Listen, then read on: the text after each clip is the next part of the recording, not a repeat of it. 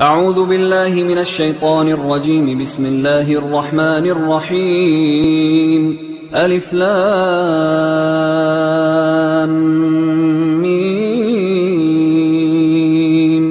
ذلك الكتاب لا ريب فيه هدى للمتقين الذين يؤمنون بالغيب ويقيمون الصلاة ومما رزقناهم ينفقون والذين يؤمنون بما أنزل إليك وما أنزل من قبلك وبالآخرة هم يوقنون أولئك على هدى من ربهم وأولئك هم المفلحون. إن الذين كفروا سواء عليهم أأنذرتهم أم لم تنذرهم لا يؤمنون. ختم الله على قلوبهم وعلى سمعهم وعلى أبصارهم غشاوة ولهم عذاب عظيم. ومن الناس من يقول آمنا بالله وباليوم الآخر وما هم بمؤمنين يخادعون الله والذين آمنوا وما يخدعون إلا أنفسهم وما يشعرون. في قلوبهم مرض فزادهم الله مرضا ولهم عذاب أليم بما كانوا يكذبون. وإذا قيل لهم لا تفسدوا في الأرض قالوا إنما نحن مصلحون ألا إنهم هم المفسدون ولكن لا يشعرون. وإذا قيل لهم آمنوا كما آمن الناس قالوا أنؤمن كما آمن السفهاء ألا إنهم هم السفهاء ولكن لا يعلمون. وإذا لقوا الذين آمنوا قالوا آمنا وإذا خلوا إلى شياطينهم قالوا إنا معكم إنما نحن مستهزئون. الله يستهزئ بهم ويمدهم في طغيانهم يعمهون. أولئك الذين اشتروا الضلالة بالهدى فما ربحت تجارتهم وما كانوا مهتدين. مثلهم كمثل الذي استوقد نارا فلما أضاءت ما حوله ذهب الله بنورهم وتركهم في ظلمات لا يبصرون. صم بكم عمي فهم لا يرجعون. أو كصيب من السماء فيه ظلمات ورعد وبرق يجعلون أصابعهم في آذانهم من الصواعق حذر الموت والله محيط بالكافرين. يكاد البرق يخطف أبصارهم كلما أضاء لهم مشوا فيه وإذا أظلم عليهم قاموا ولو شاء الله لذهب بسمعهم وأبصارهم إن الله على كل شيء قدير. يا أيها الناس اعبدوا ربكم الذي خلقكم والذين من قبلكم لعلكم تتقون. الذي جعل لكم الأرض فراشا والسماء بناء وأنزل من السماء ماء فأخرج به من الثمرات رزقا لكم فلا تجعلوا لله أندادا وأنتم تعلمون. وإن كنتم في ريب مما نزلنا على عبدنا فأتوا بسورة من مثله وادعوا شهداءكم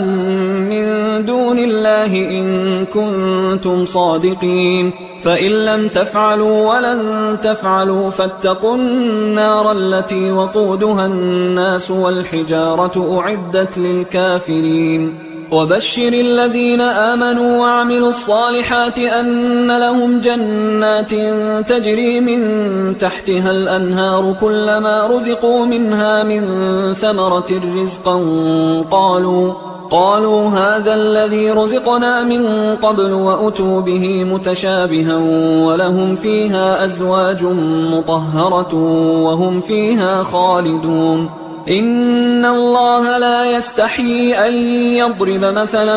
ما بعوضة فما فوقها فأما الذين آمنوا فيعلمون أنه الحق من ربهم، وأما الذين كفروا فيقولون ماذا أراد الله بهذا مثلا يضل به كثيرا ويهدي به كثيرا وما يضل به إلا الفاسقين الذين ينقضون عهد الله من بعد ميثاقه ويقطعون ما أمر الله به أن يوصل ويفسدون في الأرض أولئك هم الخاسرون. كيف تكفرون بالله وكنتم أمواتا فأحياكم ثم يميتكم ثم يحييكم ثم إليه ترجعون. هو الذي خلق لكم ما في الأرض جميعا ثم استوى إلى السماء فسواهن 7 سماوات وهو بكل شيء عليم.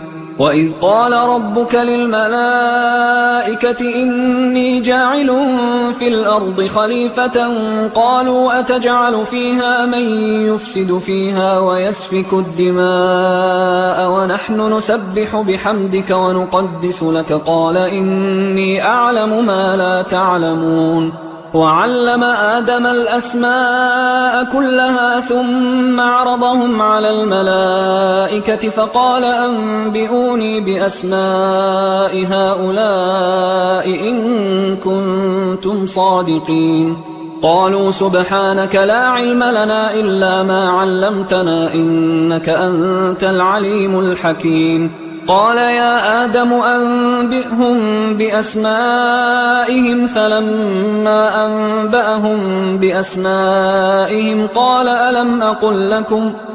ألم أقل لكم إني أعلم غيب السماوات والأرض وأعلم ما تبدون وما كنتم تكتمون. وإذ قلنا للملائكة اسجدوا لآدم فسجدوا إلا إبليس أبى واستكبر وكان من الكافرين. وقلنا يا آدم اسكن أنت وزوجك الجنة وكلا منها رغدا حيث شئتما ولا تقربا هذه الشجرة فتكونا من الظالمين. فأزلهما الشيطان عنها فأخرجهما مما كانا فيه وقلنا اهبطوا بعضكم لبعض عدو ولكم في الأرض مستقر ومتاع إلى حين. فتلقى آدم من ربه كلمات فتاب عليه إنه هو التواب الرحيم. قلنا اهبطوا منها جميعا فإما يأتينكم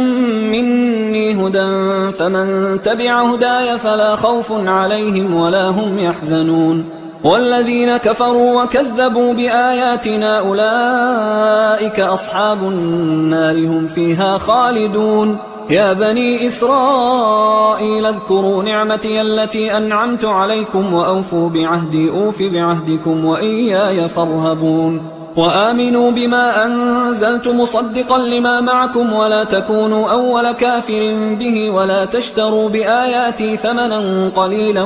وإياي فاتقون. ولا تلبسوا الحق بالباطل وتكتموا الحق وأنتم تعلمون. وأقيموا الصلاة وآتوا الزكاة واركعوا مع الراكعين. أتأمرون الناس بالبر وتنسون أنفسكم وأنتم تتلون الكتاب أفلا تعقلون. واستعينوا بالصبر والصلاة وإنها لكبيرة إلا على الخاشعين الذين يظنون أنهم ملاقو ربهم وأنهم إليه راجعون. يا بني إسرائيل اذكروا نعمتي التي أنعمت عليكم وأني فضلتكم على العالمين. واتقوا يوما لا تجزي نفس عن نفس شيئا ولا يقبل منها شفاعة ولا يؤخذ منها عدل ولا هم ينصرون. وإذ نجيناكم من آل فرعون يسومونكم سوء العذاب يذبحون أبناءكم ويستحيون نساءكم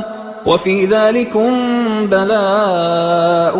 من ربكم عظيم. وإذ فرقنا بكم البحر فأنجيناكم وأغرقنا آل فرعون وأنتم تنظرون. وإذ واعدنا موسى 40 ليلة ثم اتخذتم العجل من بعده وأنتم ظالمون. ثم عفونا عنكم من بعد ذلك لعلكم تشكرون وإذ آتينا موسى الكتاب والفرقان لعلكم تهتدون وإذ قال موسى لقومه يا قوم إنكم ظلمتم أنفسكم باتخاذكم العجل فتوبوا إلى بارئكم فاقتلوا أنفسكم ذلكم خير لكم عند بارئكم فتاب عليكم إنه هو التواب الرحيم وإذ قلتم يا موسى لن نؤمن لك حتى نرى الله جهرة فأخذتكم الصاعقة وأنتم تنظرون ثم بعثناكم من بعد موتكم لعلكم تشكرون وظللنا عليكم الغمام وأنزلنا عليكم المن والسلوى كلوا من طيبات ما رزقناكم وما ظلمونا ولكن كانوا أنفسهم يظلمون وإذ قلنا ادخلوا هذه القرية فكلوا منها حيث شئتم رغدا وادخلوا الباب سجدا وقولوا حطة نغفر لكم خطاياكم وسنزيد المحسنين فبدل الذين ظلموا قولا غير الذي قيل لهم فأنزلنا على الذين ظلموا رجزا من السماء بما كانوا يفسقون وإذ استسقى موسى لقومه فقلنا اضرب بعصاك الحجر فانفجرت منه 12 عينا قد علم كل أناس مشربهم كلوا واشربوا من رزق الله ولا تعثوا في الأرض مفسدين وإذ قلتم يا موسى لن نصبر على طعام واحد فادع لنا ربك يخرج لنا مما تنبت الأرض من بقلها وقثائها وفومها وعدسها وبصلها قال أتستبدلون الذي هو أدنى بالذي هو خير اهبطوا مصرا فإن لكم ما سألتم وضربت عليهم الذلة والمسكنة وباءوا بغضب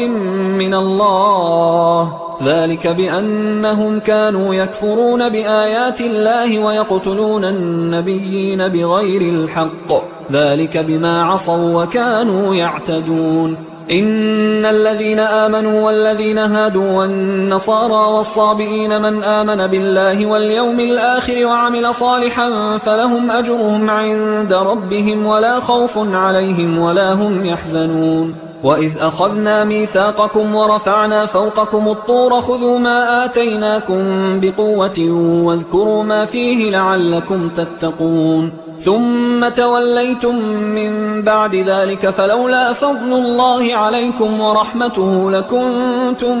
من الخاسرين ولقد علمتم الذين اعتدوا منكم في السبت فقلنا لهم كونوا قردة خاسئين فجعلناها نكالا لما بين يديها وما خلفها وموعظة للمتقين وإذ قال موسى لقومه إن الله يأمركم أن تذبحوا بقرة قالوا أتتخذنا هزوا قال أعوذ بالله أن أكون من الجاهلين قالوا ادع لنا ربك يبين لنا ما هي قال إنه يقول إنها بقرة لا فارض ولا بكر عوان بين ذلك فافعلوا ما تؤمرون قالوا ادع لنا ربك يبين لنا ما لونها قال إنه يقول إنها بقرة صفراء فاقع لونها تسر الناظرين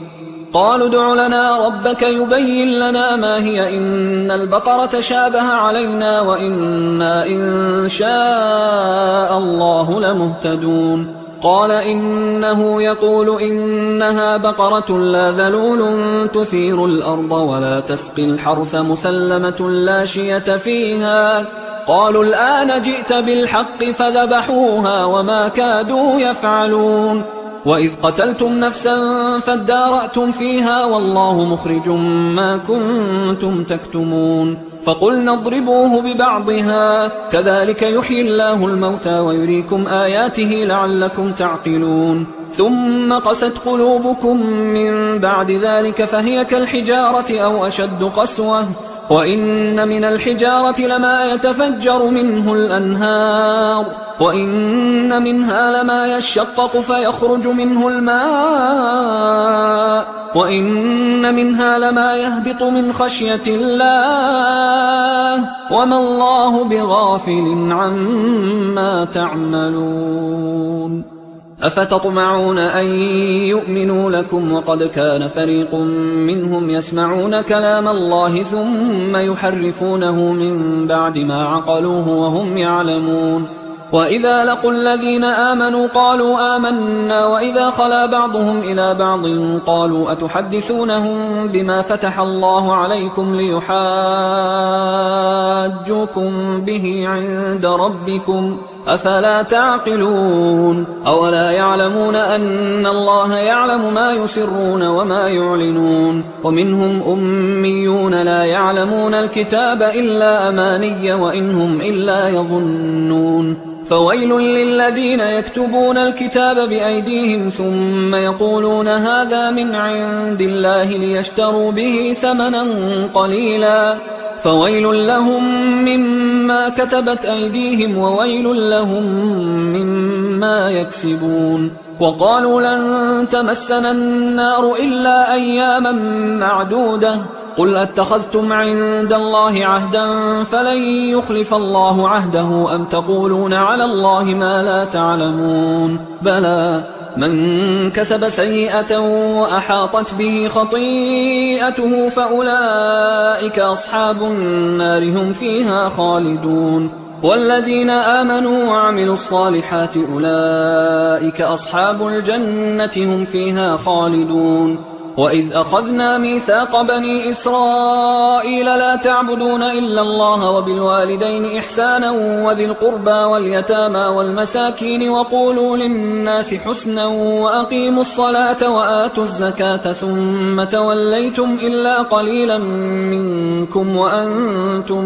معرضون وإذ أخذنا ميثاقكم لا تسفكون دماءكم ولا تخرجون أنفسكم من دياركم ثم أقررتم وأنتم تشهدون ثم أنتم هؤلاء تقتلون أنفسكم وتخرجون فريقا منكم من ديارهم تظاهرون عليهم بالإثم والعدوان وإن يأتوكم أسارى تفادوهم وهو محرم عليكم إخراجهم أفتؤمنون ببعض الكتاب وتكفرون ببعض فما جزاء من يفعل ذلك منكم إلا خزي في الحياة الدنيا ويوم القيامة يردون إلى أشد العذاب وما الله بغافل عما تعملون أولئك الذين اشتروا الحياة الدنيا بالآخرة فلا يخفف عنهم العذاب ولا هم ينصرون ولقد آتينا موسى الكتاب وقفينا من بعده بالرسل وآتينا عيسى ابن مريم البينات وأيدناه بروح القدس أفكلما جاءكم رسول بما لا تهوى أنفسكم استكبرتم ففريقا كذبتم وفريقا تقتلون وقالوا قلوبنا غلف بل لعنهم الله بكفرهم فقليلا ما يؤمنون ولما جاءهم كتاب من عند الله مصدق لما معهم وكانوا من قبل يستفتحون على الذين كفروا فلما جاءهم ما عرفوا كفروا به فلعنة الله على الكافرين بئس ما اشتروا به أنفسهم أن يكفروا بما أنزل الله بغيا أن ينزل الله من فضله على من يشاء من عباده فباءوا بغضب على غضب وللكافرين عذاب مهين وإذا قيل لهم آمنوا بما أنزل الله قالوا نؤمن بما أنزل علينا ويكفرون بما وراءه وهو الحق مصدقا لما معهم قل فلم تقتلون أنبياء الله من قبل إن كنتم مؤمنين ولقد جاءكم موسى بالبينات ثم اتخذتم العجل من بعده وأنتم ظالمون وإذ أخذنا ميثاقكم ورفعنا فوقكم الطور خذوا ما آتيناكم بقوة واسمعوا قالوا سمعنا وعصينا وأشربوا في قلوبهم العجل بكفرهم قل بئس ما يأمركم به إيمانكم إن كنتم مؤمنين قل إن كانت لكم الدار الآخرة عند الله خالصة من دون الناس فتمنوا الموت إن كنتم صادقين ولن يتمنوه أبدا بما قدمت أيديهم والله عليم بالظالمين ولتجدنهم أحرص الناس على حياة ومن الذين أشركوا يود أحدهم لو يعمر 1000 سنة وما هو بمزحزحه من العذاب أن يعمر والله بصير بما يعملون قل من كان عدوا لجبريل فإنه نزله على قلبك بإذن الله مصدقا لما بين يديه وهدى وبشرى للمؤمنين من كان عدوا لله وملائكته ورسله وجبريل وميكال فإن الله عدو للكافرين ولقد أنزلنا إليك آيات بينات وما يكفر بها إلا الفاسقون أو كلما عاهدوا عهدا نبذه فريق منهم بل أكثرهم لا يؤمنون ولما جاءهم رسول من عند الله مصدق لما معهم نبذ فريق من الذين أوتوا الكتاب كتاب الله وراء ظهورهم كأنهم لا يعلمون واتبعوا ما تتلو الشياطين على ملك سليمان وما كفر سليمان ولكن الشياطين كفروا يعلمون الناس السحر وما أنزل على الملكين ببابل هاروت وماروت وما يعلمان من أحد حتى يقولا إنما نحن فتنة فلا تكفر فيتعلمون منهما ما يفرقون به بين المرء وزوجه وما هم بضارين به من أحد إلا بإذن الله ويتعلمون ما يضرهم ولا ينفعهم ولقد علموا لمن اشتراه ما له في الآخرة من خلاق ولبئس ما شروا به أنفسهم لو كانوا يعلمون ولو أنهم آمنوا واتقوا لمثوبة من عند الله خير لو كانوا يعلمون يا أيها الذين آمنوا لا تقولوا راعنا وقولوا انظرنا واسمعوا وللكافرين عذاب أليم ما يود الذين كفروا من أهل الكتاب ولا المشركين أن ينزل عليكم من خير من ربكم والله يختص برحمته من يشاء والله ذو الفضل العظيم ما ننسخ من آية أو ننسها نأت بخير منها أو مثلها ألم تعلم أن الله على كل شيء قدير ألم تعلم أن الله له ملك السماوات والأرض وما لكم من دون الله من ولي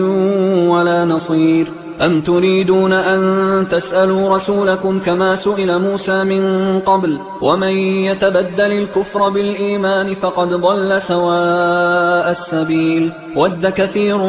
من أهل الكتاب لو يردونكم من بعد إيمانكم كفارا حسدا من عند أنفسهم من بعد ما تبين لهم الحق فاعفوا واصفحوا حتى يأتي الله بأمره إن الله على كل شيء قدير وأقيموا الصلاة وآتوا الزكاة وما تقدموا لأنفسكم من خير تجدوه عند الله إن الله بما تعملون بصير وقالوا لن يدخل الجنة إلا من كان هودا أو نصارى تلك أمانيهم قل هاتوا برهانكم إن كنتم صادقين بلى من أسلم وجهه لله وهو محسن فله أجره عند ربه ولا خوف عليهم ولا هم يحزنون وقالت اليهود ليست النصارى على شيء وقالت النصارى ليست اليهود على شيء وهم يتلون الكتاب كذلك قال الذين لا يعلمون مثل قولهم فالله يحكم بينهم يوم القيامة فيما كانوا فيه يختلفون ومن أظلم ممن منع مساجد الله أن يذكر فيها اسمه وسعى في خرابها أولئك ما كان لهم أن يدخلوها إلا خائفين لهم في الدنيا خزي ولهم في الآخرة عذاب عظيم ولله المشرق والمغرب فأينما تولوا فثم وجه الله إن الله واسع عليم وقالوا اتخذ الله ولدا سبحانه بل له ما في السماوات والأرض كل له قانتون بديع السماوات والأرض وإذا قضى أمرا فإنما يقول له كن فيكون وقال الذين لا يعلمون لولا يكلمنا الله أو تأتينا آية كذلك قال الذين من قبلهم مثل قولهم تشابهت قلوبهم قد بينا الآيات لقوم يوقنون إنا أرسلناك بالحق بشيرا ونذيرا ولا تسأل عن أصحاب الجحيم ولن ترضى عنك اليهود ولا النصارى حتى تتبع ملتهم قل إن هدى الله هو الهدى ولئن اتبعت أهواءهم بعد الذي جاءك من العلم ما لك من الله من ولي ولا نصير الذين آتيناهم الكتاب يتلونه حق تلاوته أولئك يؤمنون به ومن يكفر به فأولئك هم الخاسرون يا بني إسرائيل اذكروا نعمتي التي أنعمت عليكم وأني فضلتكم على العالمين واتقوا يوما لا تجزي نفس عن نفس شيئا ولا يقبل منها عدل ولا تنفعها شفاعة ولا هم ينصرون وإذ ابتلى إبراهيم ربه بكلمات فأتمهن قال إني جاعلك للناس إماما قال ومن ذريتي قال لا ينال عهد الظالمين وإذ جعلنا البيت مثابة للناس وأمنا واتخذوا من مقام إبراهيم مصلى وعهدنا إلى إبراهيم وإسماعيل أن طهرا بيتي للطائفين والعاكفين والركع السجود وإذ قال إبراهيم رب اجعل هذا بلدا آمنا وارزق أهله من الثمرات من آمن منهم بالله واليوم الآخر قال ومن كفر فأمتعه قليلا ثم أضطره إلى عذاب النار وبئس المصير وإذ يرفع إبراهيم القواعد من البيت وإسماعيل ربنا تقبل منا إنك أنت السميع العليم ربنا وجعلنا مسلمين لك ومن ذريتنا أمة مسلمة لك وأرنا مناسكنا وتب علينا إنك أنت التواب الرحيم ربنا وابعث فيهم رسولا منهم يتلو عليهم آياتك ويعلمهم الكتاب والحكمة ويزكيهم إنك أنت العزيز الحكيم ومن يرغب عن ملة إبراهيم إلا من سفه نفسه ولقد اصطفيناه في الدنيا وإنه في الآخرة لمن الصالحين إذ قال له ربه أسلم قال أسلمت لرب العالمين. ووصى بها إبراهيم بنيه ويعقوب يا بني إن الله اصطفى لكم الدين فلا تموتن إلا وأنتم مسلمون. أم كنتم شهداء إذ حضر يعقوب الموت إذ قال لبنيه ما تعبدون من بعدي قالوا نعبد إلهك وإله آبائك إبراهيم وإسماعيل وإسحاق إلها واحدا ونحن له مسلمون. تلك أمة قد خلت لها ما كسبت ولكم ما كسبتم ولا تسألون عما كانوا يعملون. وقالوا كونوا هودا أو نصارى تهتدوا قل بل ملة إبراهيم حنيفا وما كان من المشركين. قولوا آمنا بالله وما أنزل إلينا وما أنزل إلى إبراهيم وإسماعيل وإسحاق ويعقوب والأسباط وما أوتي موسى وعيسى وما أوتي النبيون من ربهم لا نفرق بين أحد منهم ونحن له مسلمون. فإن آمنوا بمثل ما آمنتم به فقد اهتدوا وإن تولوا فإنما هم في شقاق فسيكفيكهم الله وهو السميع العليم. صبغة الله ومن أحسن من الله صبغة ونحن له عابدون. قل أتحاجوننا في الله وهو ربنا وربكم ولنا أعمالنا ولكم أعمالكم ونحن له مخلصون. أم تقولون إن إبراهيم وإسماعيل وإسحاق ويعقوب والأسباط كانوا هودا أو نصارى قل أأنتم أعلم أم الله ومن أظلم ممن كتم شهادة عنده من الله وما الله بغافل عما تعملون. تلك أمة قد خلت لها ما كسبت ولكم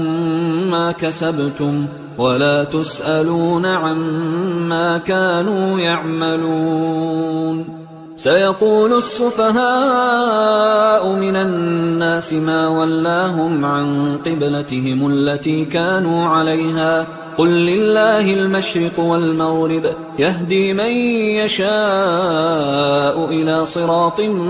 مستقيم. وكذلك جعلناكم أمة وسطا لتكونوا شهداء على الناس ويكون الرسول عليكم شهيدا. وما جعلنا القبلة التي كنت عليها إلا لنعلم من يتبع الرسول ممن ينقلب على عقبيه وإن كانت لكبيرة إلا على الذين هدى الله وما كان الله ليضيع إيمانكم إن الله بالناس لرؤوف رحيم. قد نرى تقلب وجهك في السماء فلنولينك قبلة ترضاها فول وجهك شطر المسجد الحرام وحيث ما كنتم فولوا وجوهكم شطره وإن الذين أوتوا الكتاب ليعلمون أنه الحق من ربهم وما الله بغافل عما يعملون. ولئن أتيت الذين أوتوا الكتاب بكل آية ما تبعوا قبلتك وما أنت بتابع قبلتهم وما بعضهم بتابع قبلة بعض ولئن اتبعت أهواءهم من بعد ما جاءك من العلم إنك إذا لمن الظالمين. الذين آتيناهم الكتاب يعرفونه كما يعرفون أبناءهم وإن فريقا منهم ليكتمون الحق وهم يعلمون الحق من ربك فلا تكونن من الممترين ولكل وجهة هو موليها فاستبقوا الخيرات أينما تكونوا يأت بكم الله جميعا إن الله على كل شيء قدير ومن حيث خرجت فول وجهك شطر المسجد الحرام وإنه للحق من ربك وما الله بغافل عما تعملون ومن حيث خرجت فول وجهك شطر المسجد الحرام وحيث ما كنتم فولوا وجوهكم شطره لئلا يكون للناس عليكم حجة إلا الذين ظلموا منهم فلا تخشوهم واخشوني ولأتم نعمتي عليكم ولعلكم تهتدون كما أرسلنا فيكم رسولا منكم يتلو عليكم آياتنا ويزكيكم ويعلمكم الكتاب والحكمة ويعلمكم ما لم تكونوا تعلمون فاذكروني أذكركم واشكروا لي ولا تكفرون يا أيها الذين آمنوا استعينوا بالصبر والصلاة إن الله مع الصابرين ولا تقولوا لمن يقتل في سبيل الله أموات بل أحياء ولكن لا تشعرون ولنبلونكم بشيء من الخوف والجوع ونقص من الأموال والأنفس والثمرات وبشر الصابرين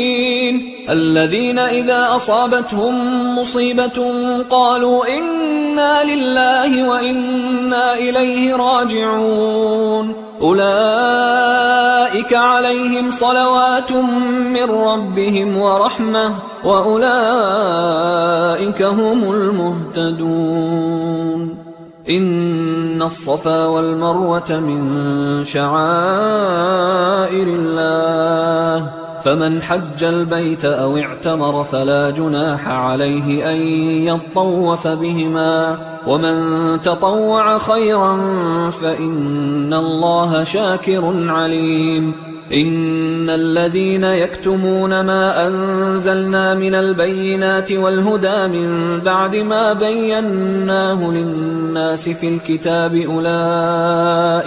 أولئك يلعنهم الله ويلعنهم اللاعنون إلا الذين تابوا وأصلحوا وبينوا فأولئك أتوب عليهم وأنا التواب الرحيم إن الذين كفروا وماتوا وهم كفار أولئك عليهم لعنة الله والملائكة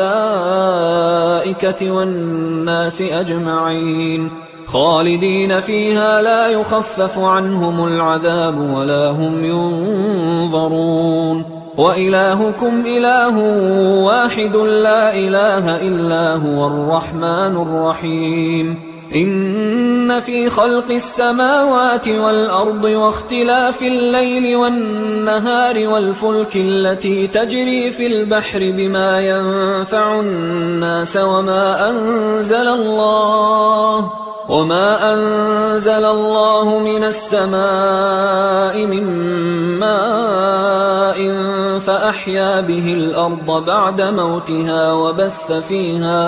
وبث فيها من كل دابة وتصريف الرياح والسحاب المسخر بين السماء والأرض لآيات لقوم يعقلون ومن الناس من يتخذ من دون الله أندادا يحبونهم كحب الله والذين آمنوا أشد حبا لله ولو يرى الذين ظلموا إذ يرون العذاب أن القوة لله جميعا وأن الله شديد العذاب إذ تبرأ الذين اتبعوا من الذين اتبعوا ورأوا العذاب وتقطعت بهم الأسباب وقال الذين اتبعوا لو أن لنا كرة فنتبرأ منهم كما تبرأوا منا كذلك يريهم الله أعمالهم حسرات عليهم وما هم بخارجين من النار يا أيها الناس كلوا مما في الأرض حلالا طيبا ولا تتبعوا خطوات الشيطان إنه لكم عدو مبين إنما يأمركم بالسوء والفحشاء وأن تقولوا على الله ما لا تعلمون وإذا قيل لهم اتبعوا ما أنزل الله قالوا بل نتبع ما ألفينا عليه آباءنا أولو كان آباؤهم لا يعقلون شيئا ولا يهتدون ومثل الذين كفروا كمثل الذي ينعق بما لا يسمع إلا دعاء ونداء صم بكم عمي فهم لا يعقلون يا أيها الذين آمنوا كلوا من طيبات ما رزقناكم واشكروا لله إن كنتم إياه تعبدون إنما حرم عليكم الميتة والدم ولحم الخنزير وما أهل به لغير الله فمن اضطر غير باغ ولا عاد فلا إثم عليه إن الله غفور رحيم إن الذين يكتمون ما أنزل الله من الكتاب ويشترون به ثمنا قليلا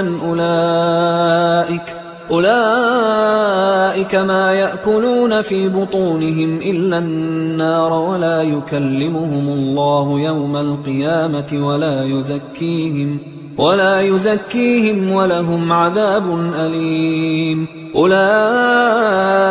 الذين اشتروا الضلالة بالهدى والعذاب بالمغفرة فما أصبرهم على النار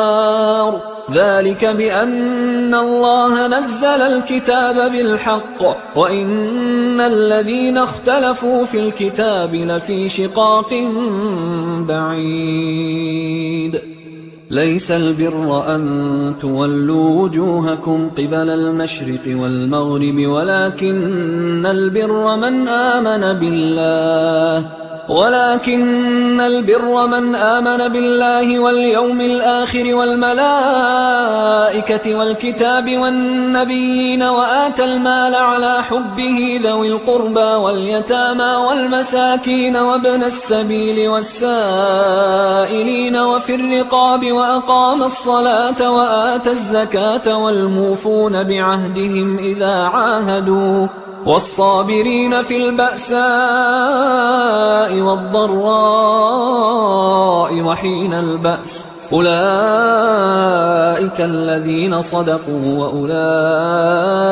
هم المتقون يا أيها الذين آمنوا كتب عليكم القصاص في القتلى الحر بالحر والعبد بالعبد والأنثى بالأنثى فمن عفي له من أخيه شيء فاتباع بالمعروف وأداء إليه بإحسان ذلك تخفيف من ربكم ورحمة فمن اعتدى بعد ذلك فله عذاب أليم ولكم في القصاص حياة يا أولي الألباب لعلكم تتقون كتب عليكم إذا حضر أحدكم الموت إن ترك خيرا الوصية للوالدين والأقربين بالمعروف حقا على المتقين فمن بدله بعدما سمعه فإنما إثمه على الذين يبدلونه إن الله سميع عليم فمن خاف من موص جنفا أو إثما فأصلح بينهم فلا إثم عليه إن الله غفور رحيم. يا أيها الذين آمنوا كتب عليكم الصيام كما كتب على الذين من قبلكم لعلكم تتقون أياما معدودات، فمن كان منكم مريضا أو على سفر فعدة من أيام أخر، وعلى الذين يطيقونه فدية طعام مسكين، فمن تطوع خيرا فهو خير له، وأن تصوموا خير لكم إن كنتم تعلمون. شهر رمضان الذي أنزل فيه القرآن هدى للناس وبينات من الهدى والفرقان، فمن شهد منكم الشهر فليصم، ومن كان مريضا أو على سفر فعدة من أيام أخر، يريد الله بكم اليسر ولا يريد بكم العسر ولتكملوا العدة ولتكبروا الله على ما هداكم ولعلكم تشكرون. وإذا سألك عبادي عني فإني قريب أجيب دعوة الداع إذا دعان، فليستجيبوا لي وليؤمنوا بي لعلهم يرشدون. أحل لكم ليلة الصيام الرفث إلى نسائكم هن لباس لكم وأنتم لباس لهن، علم الله أنكم كنتم تختانون أنفسكم فتاب عليكم وعفى عنكم، فالآن باشروهن وابتغوا ما كتب الله لكم، وكلوا واشربوا حتى يتبين لكم الخيط الأبيض من الخيط الأسود من الفجر، ثم أتموا الصيام إلى الليل، ولا تباشروهن وأنتم عاكفون في المساجد، تلك حدود الله فلا تقربوها، كذلك يبين الله آياته للناس لعلهم يتقون. ولا تأكلوا أموالكم بينكم بالباطل وتدلوا بها إلى الحكام لتأكلوا فريقا من أموال الناس بالإثم وأنتم تعلمون. يسألونك عن الأهلة قل هي مواقيت للناس والحج، وليس البر بأن تأتوا البيوت من ظهورها ولكن البر من اتقى، وأتوا البيوت من أبوابها واتقوا الله لعلكم تفلحون. وقاتلوا في سبيل الله الذين يقاتلونكم ولا تعتدوا إن الله لا يحب المعتدين. وقتلوهم حيث ثقفتموهم وأخرجوهم من حيث أخرجوكم والفتنة أشد من القتل، ولا تقاتلوهم عند المسجد الحرام حتى يقاتلوكم فيه، فإن قاتلوكم فاقتلوهم، كذلك جزاء الكافرين، فإن انتهوا فإن الله غفور رحيم. وقاتلوهم حتى لا تكون فتنة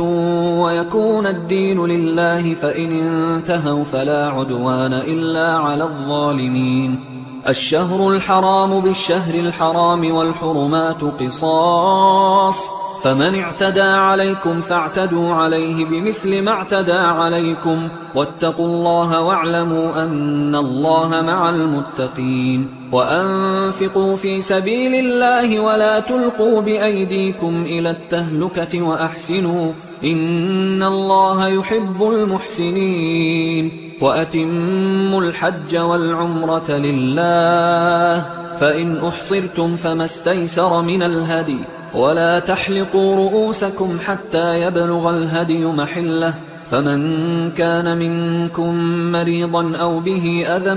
من رأسه ففدية من صيام أو صدقة أو نسك، فإذا أمنتم فمن تمتع بالعمرة إلى الحج فما استيسر من الهدي، فمن لم يجد فصيام 3 أيام في الحج و7 إذا رجعتم، تلك 10 كاملة، ذلك لمن لم يكن أهله حاضر المسجد الحرام. واتقوا الله واعلموا أن الله شديد العقاب. الحج أشهر معلومات، فمن فرض فيهن الحج فلا رفث ولا فسوق ولا جدال في الحج، وما تفعلوا من خير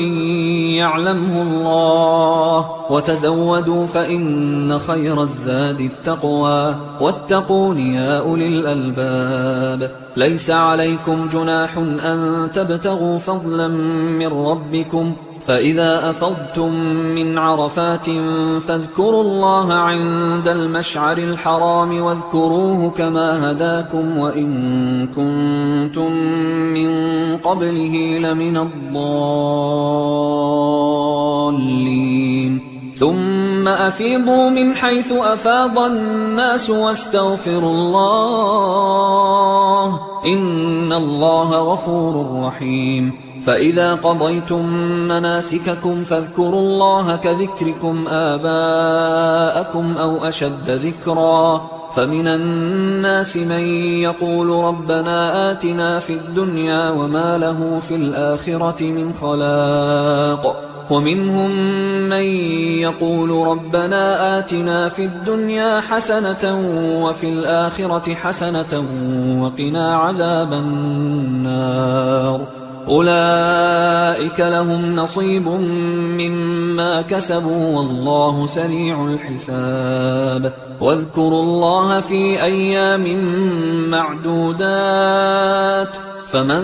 تعجل في يومين فلا إثم عليه ومن تأخر فلا إثم عليه لمن اتقى واتقوا الله واعلموا أنكم إليه تحشرون. ومن الناس من يعجبك قوله في الحياة الدنيا ويشهد الله على ما في قلبه وهو ألد الخصام. وإذا تولى سعى في الأرض ليفسد فيها ويهلك الحرث والنسل والله لا يحب الفساد. وإذا قيل له اتق الله أخذته العزة بالإثم فحسبه جهنم ولبئس المهاد. ومن الناس من يشري نفسه ابتغاء مرضات الله والله رؤوف بالعباد. يا أيها الذين آمنوا ادخلوا في السلم كافة ولا تتبعوا خطوات الشيطان إنه لكم عدو مبين. فإن زللتم من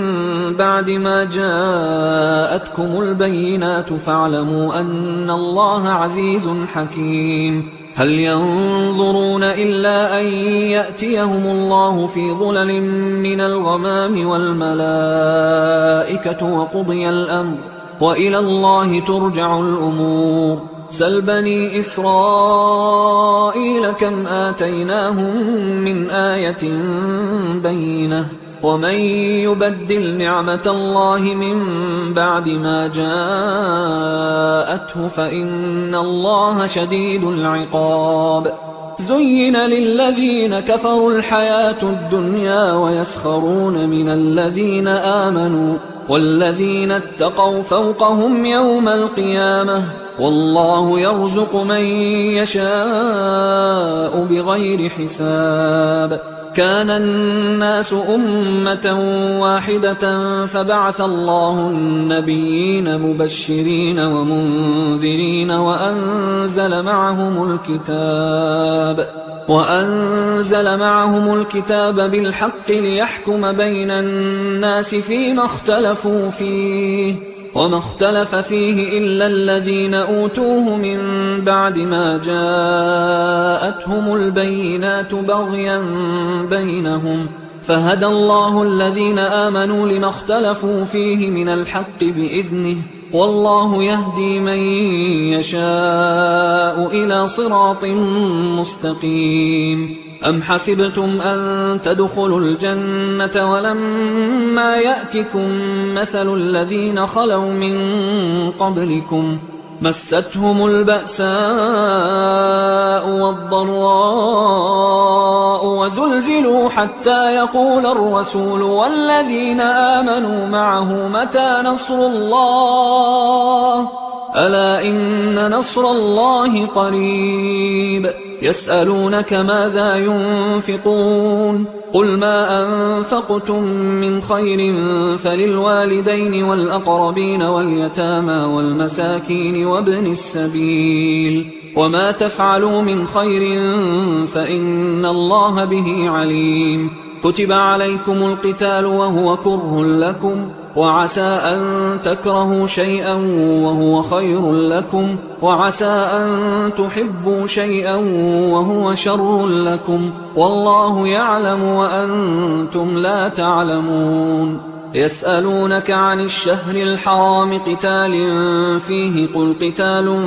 فيه كبير وصد عن سبيل الله وكفر به والمسجد الحرام وإخراج أهله منه أكبر عند الله والفتنة أكبر من القتل ولا يزالون يقاتلونكم حتى يردوكم عن دينكم إن استطاعوا ومن يرتدد منكم عن دينه فيمت وهو كافر فأولئك حبطت أعمالهم في الدنيا والآخرة وأولئك أصحاب النار هم فيها خالدون إن الذين آمنوا والذين هاجروا وجاهدوا في سبيل الله أولئك يرجون رحمة الله والله غفور رحيم يسألونك عن الخمر والميسر قل فيهما إثم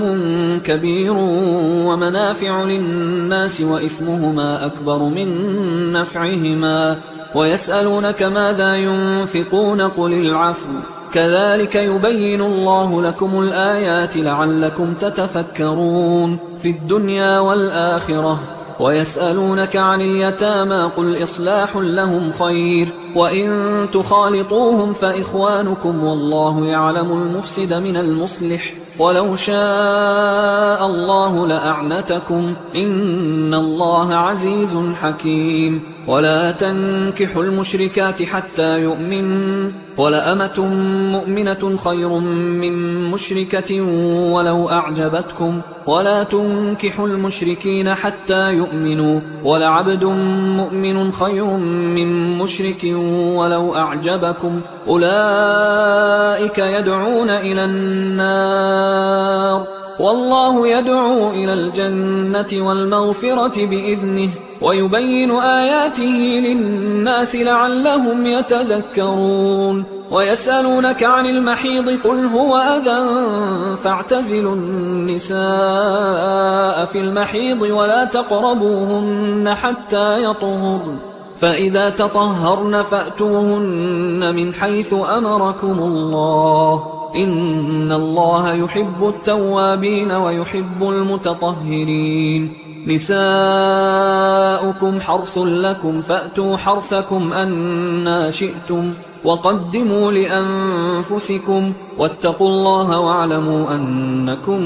ملاقوه وبشر المؤمنين ولا تجعلوا الله عرضة لأيمانكم أن تبروا وتتقوا وتصلحوا بين الناس والله سميع عليم لا يؤاخذكم الله باللغو في أيمانكم ولكن يؤاخذكم بما كسبت قلوبكم والله غفور حليم للذين يؤلون من نسائهم تربص 4 أشهر فإن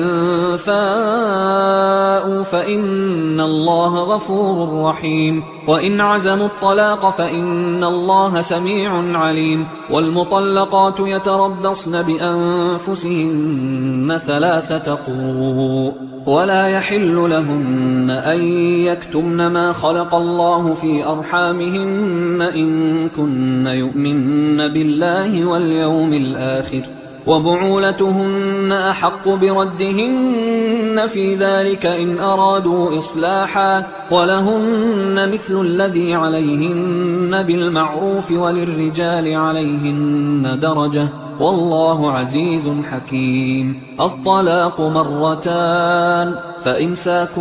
بمعروف أو تسريح بإحسان ولا يحل لكم أن تأخذوا مما آتيتموهن شيئا إلا أن يخافا ألا يقيما حدود الله فإن خفتم ألا يقيما حدود الله فلا جناح عليهما فيما افتدت به تلك حدود الله فلا تعتدوها ومن يتعد حدود الله فأولئك هم الظالمون. فإن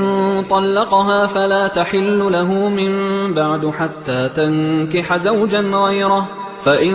طلقها فلا جناح عليهما أن يتراجعا إن ظنا أن يقيما حدود الله، وتلك حدود الله يبينها لقوم يعلمون. وإذا طلقتم النساء فبلغن أجلهن فأمسكوهن بمعروف أو سرحوهن بمعروف، ولا تمسكوهن ضرارا لتعتدوا، ومن يفعل ذلك فقد ظلم نفسه. ولا تتخذوا آيات الله هزوا، واذكروا نعمة الله عليكم وما أنزل عليكم من الكتاب والحكمة يعظكم به، واتقوا الله واعلموا أن الله بكل شيء عليم. وإذا طلقتم النساء فبلغن أجلهن فلا تعضلوهن أن ينكحن أزواجهن إذا تراضوا بينهم بالمعروف، ذلك يوعظ به من كان منكم يؤمن بالله واليوم الآخر، ذلكم أزكى لكم وأطهر، والله يعلم وأنتم لا تعلمون.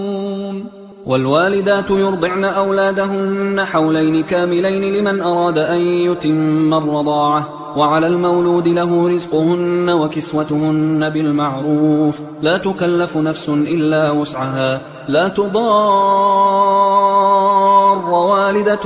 بولدها ولا مولود له بولده، وعلى الوارث مثل ذلك، فإن أرادا فصالا عن تراض منهما وتشاور فلا جناح عليهما. وإن أردتم أن تسترضعوا أولادكم فلا جناح عليكم إذا سلمتم ما آتيتم بالمعروف، واتقوا الله واعلموا أن الله بما تعملون بصير. والذين يتوفون منكم ويذرون أزواجا يتربصن بأنفسهن 4 أشهر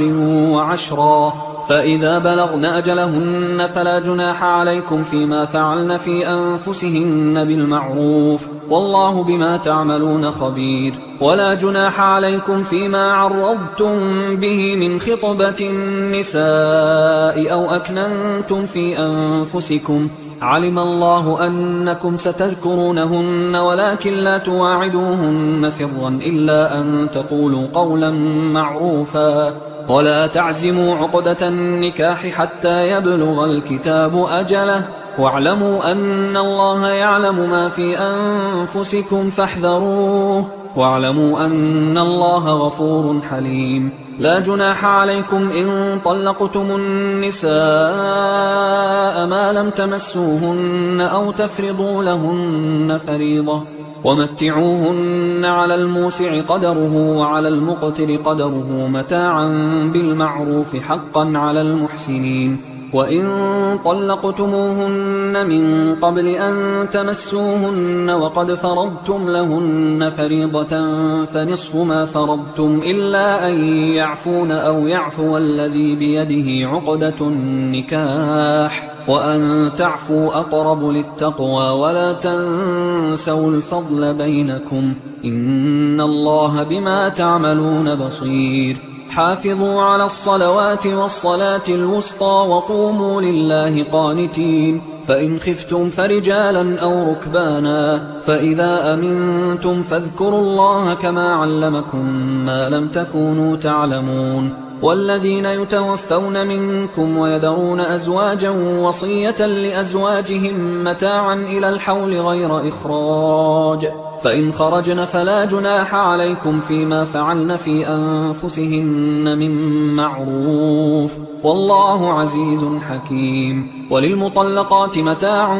بالمعروف حقا على المتقين، كذلك يبين الله لكم آياته لعلكم تعقلون. ألم تر إلى الذين خرجوا من ديارهم وهم ألوف حذر الموت فقال لهم الله موتوا ثم أحياهم، إن الله لذو فضل على الناس ولكن أكثر الناس لا يشكرون. وقاتلوا في سبيل الله واعلموا أن الله سميع عليم من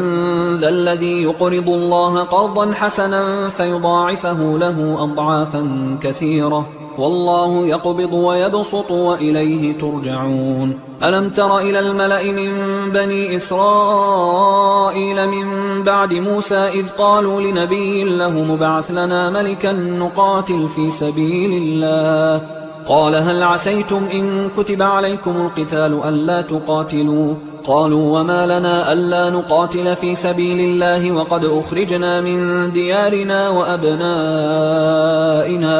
فلما كتب عليهم القتال تولوا إلا قليلا منهم والله عليم بالظالمين وقال لهم نبيهم إن الله قد بعث لكم طالوت ملكا قالوا أنى يكون له الملك علينا ونحن أحق بالملك منه ولم يؤت سعة من المال قال إن الله اصطفاه عليكم وزاده بسطة في العلم والجسم والله يؤتي ملكه من يشاء والله واسع عليم وقال لهم نبيهم إن آية ملكه أن يأتيكم التابوت فيه سكينة من ربكم وبقية مما ترك آل موسى وآل هارون تحمله الملائكة إن في ذلك لآية لكم إن كنتم مؤمنين فلما فصل طالوت بالجنود قال إن الله مبتليكم بنهر فمن شرب منه فليس مني ومن لم يطعمه فإنه مني إلا من اغترف غرفة بيده فشربوا منه إلا قليلا منهم فلما جاوزه هو والذين آمنوا معه قالوا لا طاقة لنا اليوم بجالوت وجنوده قال الذين يظنون أنهم ملاقوا الله كم من فئة قليلة غلبت فئة كثيرة بإذن الله والله مع الصابرين ولما برزوا لجالوت وجنوده قالوا ربنا أفرغ علينا صبرا وثبت أقدامنا وانصرنا على القوم الكافرين فهزموهم بإذن الله وقتل داود جالوت وآتاه الله الملك والحكمة وعلمه مما يشاء ولولا دفع الله الناس بعضهم ببعض لفسدت الأرض ولكن الله ذو فضل على العالمين تلك آيات الله نتلوها عليك بالحق وإنك لمن المرسلين تلك الرسل فضلنا بعضهم على بعض منهم من كلم الله ورفع بعضهم درجات وآتينا عيسى ابن مريم البينات وأيدناه بروح القدس ولو شاء الله ما اقتتل الذين من بعدهم من بعد ما جاءتهم البينات ولكن اختلفوا فمنهم من آمن ومنهم من كفر ولو شاء الله ما اقتتلوا ولكن الله يفعل ما يريد يا أيها الذين آمنوا أنفقوا مما رزقناكم من قبل أن يأتي يوم لا بيع فيه ولا خلة ولا شفاعة والكافرون هم الظالمون الله لا إله إلا هو الحي القيوم لا تأخذه سنة ولا نوم له ما في السماوات وما في الأرض من ذا الذي يشفع عنده إلا بإذنه يعلم ما بين أيديهم وما خلفهم ولا يحيطون بشيء من علمه إلا بما شاء وسع كرسيه السماوات والأرض ولا يؤوده حفظهما وهو العلي العظيم لا إكراه في الدين قد تبين الرشد من الغي فمن يكفر بالطاغوت ويؤمن بالله فقد استمسك بالعروة الوثقى لا انفصام لها والله سميع عليم الله ولي الذين آمنوا يخرجهم من الظلمات إلى النور والذين كفروا أولياؤهم الطاغوت يخرجونهم من النور إلى الظلمات أولئك أصحاب النار هم فيها خالدون ألم تر إلى الذي حاج إبراهيم في ربه أن آتاه الله الملك إذ قال إبراهيم ربي الذي يحيي ويميت قال أنا أحيي وأميت قال إبراهيم فإن الله يأتي بالشمس من المشرق فأت بها من المغرب فبهت الذي كفر والله لا يهدي القوم الظالمين أو كالذي مر على قرية وهي خاوية على عروشها قال أنى يحيي هذه الله بعد موتها فأماته الله 100 عام ثم بعثه قال كم لبثت قال لبثت يوما أو بعض يوم قال بل لبثت 100 عام فانظر إلى طعامك وشرابك لم يتسنه وانظر إلى حمارك ولنجعلك آية للناس وانظر إلى العظام كيف ننشزها ثم نكسوها لحما فلما تبين له قال أعلم أن الله على كل شيء قدير وإذ قال إبراهيم رب أرني كيف تحيي الموتى قال أولم تؤمن قال بلى ولكن ليطمئن قلبي قال فخذ 4 من الطير فصرهن إليك ثم اجعل على كل جبل منهن جزءا ثم ادعهن يأتينك سعيا واعلم أن الله عزيز حكيم مثل الذين ينفقون أموالهم في سبيل الله كمثل حبة أنبتت 7 سنابل في كل سنبلة 100 حبة والله يضاعف لمن يشاء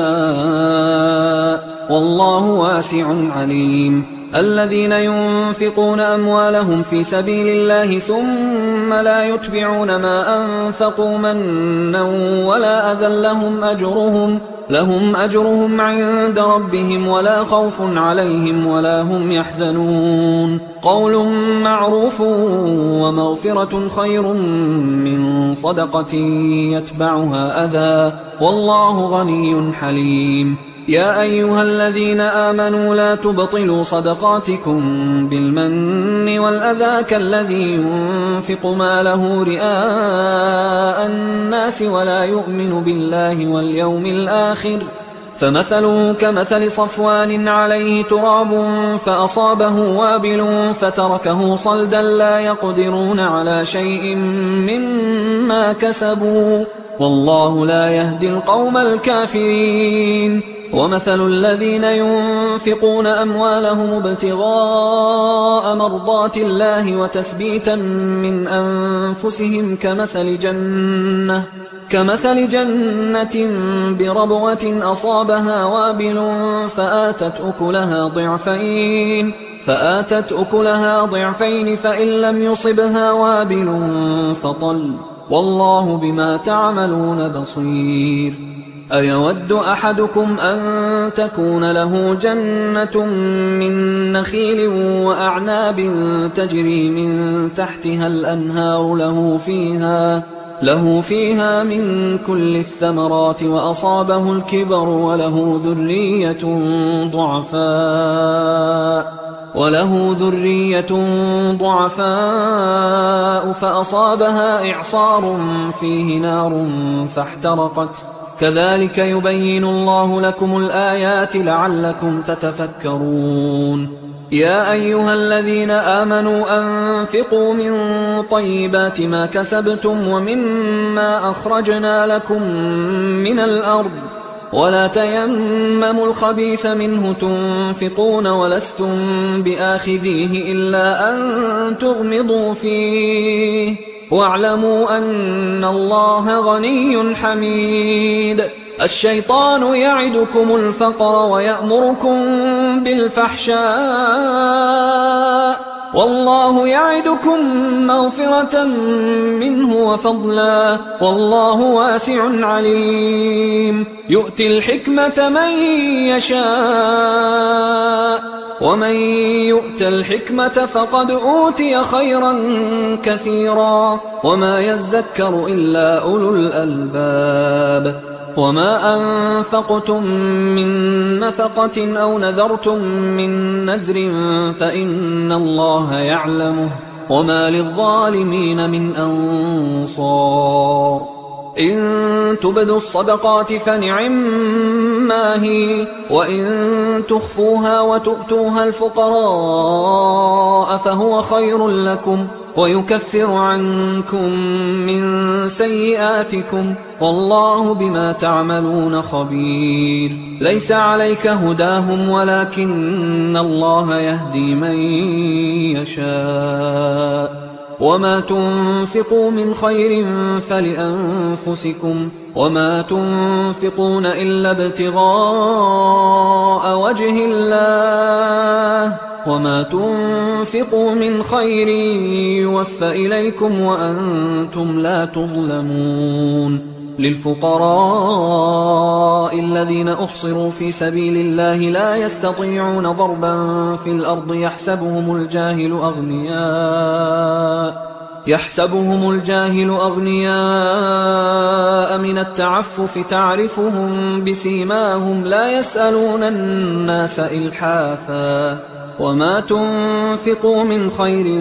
فإن الله به عليم الذين ينفقون أموالهم بالليل والنهار سرا وعلانية فلهم أجرهم عند ربهم ولا خوف عليهم ولا هم يحزنون الذين يأكلون الربا لا يقومون إلا كما يقوم الذي يتخبطه الشيطان من المس ذلك بأنهم قالوا إنما البيع مثل الربا وأحل الله البيع وحرم الربا فمن جاءه موعظة من ربه فانتهى فله ما سلف وأمره إلى الله ومن عاد فأولئك أصحاب النار هم فيها خالدون يمحق الله الربا ويربي الصدقات والله لا يحب كل كفار أثيم إن الذين آمنوا وعملوا الصالحات وأقاموا الصلاة وآتوا الزكاة لهم أجرهم عند ربهم ولا خوف عليهم ولا هم يحزنون يا أيها الذين آمنوا اتقوا الله وذروا ما بقي من الربا إن كنتم مؤمنين فإن لم تفعلوا فأذنوا بحرب من الله ورسوله وإن تبتم فلكم رؤوس أموالكم لا تظلمون ولا تظلمون وإن كان ذو عسرة فنظرة إلى ميسرة وأن تصدقوا خير لكم إن كنتم تعلمون واتقوا يوما ترجعون فيه إلى الله ثم توفى كل نفس ما كسبت وهم لا يظلمون يا أيها الذين آمنوا إذا تداينتم بدين إلى أجل مسمى فاكتبوه وليكتب بينكم كاتب بالعدل ولا يأب كاتب أن يكتب كما علمه الله فليكتب وليملل الذي عليه الحق وليتق الله ربه ولا يبخس منه شيئا فإن كان الذي عليه الحق سفيها أو ضعيفا أو لا يستطيع أن يمله فليملل وليه بالعدل واستشهدوا شهيدين من رجالكم فإن لم يكونا رجلين فرجل وامرأتان ممن ترضون من الشهداء أن تضل إحداهما فتذكر إحداهما الأخرى ولا يأبى الشهداء إذا ما دعوا ولا تسأموا أن تكتبوه صغيرا أو كبيرا إلى أجله ذلكم أقسط عند الله وأقوم للشهادة وأدنى أن لا ترتابوا إلا أن تكون تجارة حاضرة تديرونها بينكم فليس عليكم جناح ألا تكتبوها وأشهدوا إذا تبايعتم ولا يضار كاتب ولا شهيد وإن تفعلوا فإنه فسوق بكم واتقوا الله ويعلمكم الله والله بكل شيء عليم وإن كنتم على سفر ولم تجدوا كاتبا فرهان مقبوضة، فإن أمن بعضكم بعضا فليؤدي الذي اؤتمن أمانته وليتق الله ربه ولا تكتموا الشهادة، ومن يكتمها فإنه آثم قلبه والله بما تعملون عليم. لله ما في السماوات وما في الأرض، وإن تبدوا ما في أنفسكم أو تخفوه يحاسبكم به الله فيغفر لمن يشاء ويعذب من يشاء والله على كل شيء قدير. آمن الرسول بما أنزل إليه من ربه والمؤمنون كل آمن بالله وملائكته وكتبه ورسله لا نفرق بين أحد من رسله وقالوا سمعنا وأطعنا غفرانك ربنا وإليك المصير. لا يكلف الله نفسا إلا وسعها، لها ما كسبت وعليها ما اكتسبت. ربنا لا تؤاخذنا إن نسينا أو أخطأنا، ربنا ولا تحمل علينا إصرا كما حملته على الذين من قبلنا، ربنا ولا تحملنا ما لا طاقة لنا به، واعف عنا واغفر لنا وارحمنا أنت مولانا فانصرنا على القوم الكافرين.